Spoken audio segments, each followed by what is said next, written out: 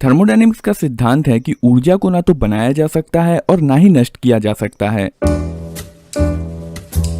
बस अगर कुछ किया जा सकता है तो इसे एक तरह की ऊर्जा से दूसरी तरह की ऊर्जा में बदला जा सकता है। ऊर्जा कई प्रकार की होती हैं, जैसे कि खाद्य पदार्थ में या ईंधन में ऊर्जा केमिकल एनर्जी के रूप में स्टोर रहती है और जब इसे जलाया जाता है तो यही ऊर्जा हीट एनर्जी में बदल जाती है। ऐसे ही ऊर्जा के कई प्रकार होते हैं, जैसे जब किसी चीज में कंपन होता है तो उसमें से ऊर्जा साउंड एनर्जी के रूप में बाहर निकलती है। जब एटम टूटता है तो उसमें से बहुत बड़ी मात्रा में ऊर्जा निकलती है जिसे एटॉमिक एनर्जी कहते हैं। इसी प्रकार इलेक्ट्रॉन के फ्लो होने के कारण जो एनर्जी होती है उसे इलेक्ट्रिकल एनर्जी कहते हैं। जैसे जब हवा के माध्यम से इलेक्ट्रॉन बादलों से जमीन की ओर फ्लो होता है तो बिजली चमकती है। दोस्तों, अब हम बात करते हैं पावर प्लांट की। पावर प्लांट एक ऐसी जगह है जहां बड़ी मात्रा में इलेक्ट्रिसिटी या बिजली का उत्पादन किया जाता है। पावर प्लांट कई प्रकार के होते हैं, जैसे thermal power plant, nuclear power plant, hydro electric power plant और जियो थर्मल पावर प्लांट। पर हम बिजली का उत्पादन करते ही क्यों हैं? क्योंकि ऊर्जा तो कई प्रकार की होती है और सभी प्रकार की ऊर्जा को सीधे तौर पर उपयोग में लाया जा सकता है। जैसे हीट एनर्जी खाना बनाने के काम में आती है और ईंधन की एनर्जी से इंजन चलता है। तो इन सब ऊर्जाओं को छोड़कर हम इलेक्ट्रिसिटी ही क्यों बनाते हैं? असल में इलेक्ट्रिसिटी ही एक ऐसी ऊर्जा है जिसे आसानी से बड़ी मात्रा में बनाया जा सकता है। इसे बहुत कम लॉस के साथ आसानी से एक जगह से दूसरी जगह पर ट्रांसपोर्ट किया जा सकता है। इसे बहुत आसानी से कई भागों में बांटा जा सकता है। बस किसी बिजली वाले तार में एक और तार जोड़िए और एक नया कनेक्शन तैयार हो जाता है। यही नहीं, बिजली से चलने वाले उपकरण अपने आसपास ना तो ज़्यादा आवाज़ करते हैं और ना ही प्रदूषण फैलाते हैं। इलेक्ट्रिसिटी के ये कुछ ऐसे फायदे हैं जो और किसी भी एनर्जी में नहीं है। बस यही कारण है कि आज आप जहाँ भी देखते हैं आपको दिखाई देते हैं तो बस बिजली से चलने वाले उपकरण। इस वीडियो में हम देखेंगे कि पानी से यानी कि हाइड्रो इलेक्ट्रिक पावर प्लांट से बिजली कैसे बनती है। पानी से बिजली बनाने के सिद्धांत को समझने से पहले आपको ये समझना होगा कि कोई भी चीज़ जब ऊंचाई पर होती है तो उसमें एक एनर्जी मौजूद होती है जिसे पोटेंशियल एनर्जी कहते हैं। यह एनर्जी इसलिए होती है क्योंकि पृथ्वी सभी चीज़ों को गुरुत्वाकर्षण के कारण अपनी ओर खींचती है, इसलिए ऊंचाई पर रखी चीज़ में नीचे गिरने की क्षमता होती है। मान लीजिए कि एक पत्थर ऊंची जगह पर रखा है तो पृथ्वी की गुरुत्वाकर्षण के कारण इसमें पोटेंशियल एनर्जी मौजूद होगी, पर यही पत्थर जब जमीन पर रखा होगा तो इसमें यह एनर्जी नहीं होगी। पर क्या वाकई मात्र ऊंचाई पर रख देने से पत्थर में एनर्जी आ जाती है? तो चलिए इसको समझने के लिए हम एक एक्सपेरिमेंट करते हैं, जिसमें एक पत्थर को पुल्ली और रस्सी के माध्यम से ऊपर हवा में लटकाया गया है और पत्थर के ठीक नीचे एक लकड़ी का फट्टा रखा गया है। रस्सी को हाथ से छोड़ते ही यह पत्थर नीचे गिरने लगेगा और यही नहीं बल्कि इसकी स्पीड भी बढ़ती चली जाएगी और नीचे पहुंचते पहुंचते यह पत्थर इतना पावरफुल हो जाएगा कि यह जमीन पर रखे लकड़ी के फट्टे के चीथड़े उड़ा देगा। तो इस पत्थर में ये एनर्जी आखिर आई कहां से? असल में यह ऊंचाई पर रखे पत्थर की पोटेंशियल एनर्जी ही थी जिसकी वजह से लकड़ी का फट्टा टूट गया। अब यही पत्थर जब जमीन पर है तो इसमें एनर्जी नहीं है, क्योंकि अब इसके गिरने की क्षमता खत्म हो चुकी है और अब यह और नीचे नहीं गिर सकता। अब अगर इस पत्थर में वापस एनर्जी भरनी है तो आपको इस पत्थर को वापस ऊंचाई पर चढ़ाना पड़ेगा और अपनी एनर्जी इस पत्थर को देनी होगी। और जब पत्थर नीचे गिरेगा तो जो एनर्जी आपने इस पत्थर को ऊपर चढ़ाते समय इसमें जमा की थी, वही एनर्जी इस लकड़ी के फट्टे को तोड़ेगी।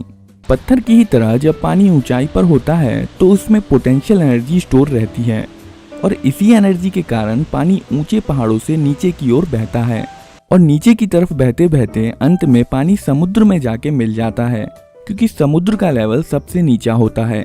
जैसे पत्थर के नीचे गिर जाने के बाद इसमें दोबारा एनर्जी भरने के लिए आपको इसे वापस ऊंचाई पर चढ़ाना पड़ा था, वैसे ही पानी में भी एनर्जी भरने के लिए इसे वापस ऊंचाई पर चढ़ाने की ज़रूरत होती है।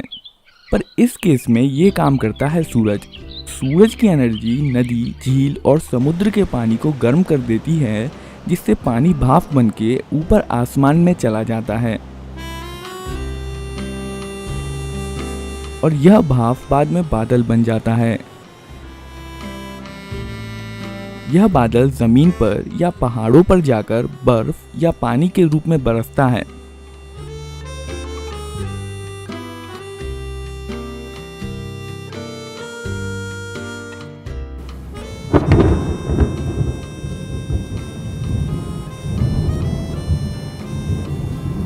जिससे पानी फिर से ऊंचे लेवल पर पहुंच जाता है और वहां से ये पानी नदी में इकट्ठा होकर समुद्र की ओर बहता है। अब चूंकि सूरज की गर्मी के कारण ही पानी भाप बनकर वापस ऊंचे लेवल पर पहुंचता है, इसलिए नदी के बहाव में जो एनर्जी है वह मुख्यतः सूरज की ही एनर्जी है। पर इस एनर्जी का इस्तेमाल कैसे किया जाए? इस बहते हुए पानी से बिजली कैसे बनाई जाए? पानी से बिजली बनाने के लिए हमें ज़रूरत होती है एक डैम या बांध बनाने की।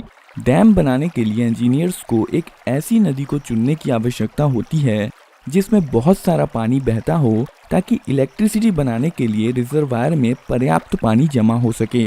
लेकिन फिर उन्हें एक बड़ा रिजर्वायर बनाने के लिए एक गहरी घाटी की आवश्यकता होती है। बस इतना ही नहीं, डैम आसानी से बन सके इसलिए एक संकीर्ण जगह की खोज करनी पड़ती है। डैम नदी के स्वतंत्र बहाव को रोक देता है और इसके पीछे नदी का बहुत सारा पानी जमा हो जाता है, जिसे रिजर्वायर कहते हैं। अब अगर नदी के आसपास कोई बस्ती या घर होंगे तो वह इस रिजर्वायर में डूब जाएंगे, इसलिए इन लोगों के रीसेटलमेंट की भी ज़रूरत होती है।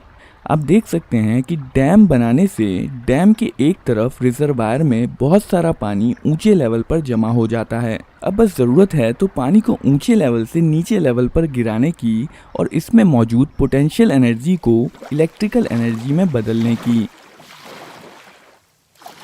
पानी में से एनर्जी निकालने के लिए बड़ी बड़ी पाइप्स के माध्यम से पानी को नीचे की ओर गिराया जाता है। इन पाइप्स को पेनस्टॉक कहते हैं।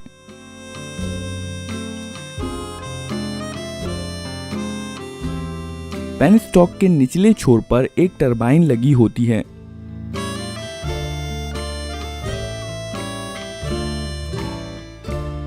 जब पेनस्टॉक के रास्ते को खोल दिया जाता है, तब इसमें से ऊंचाई से गिरता हुआ पानी बहुत तेज गति के साथ बाहर निकलता है और टरबाइन की ब्लेड पर धक्का लगाने लगता है, जिसके कारण टरबाइन ब्लेड घूमने लगती हैं।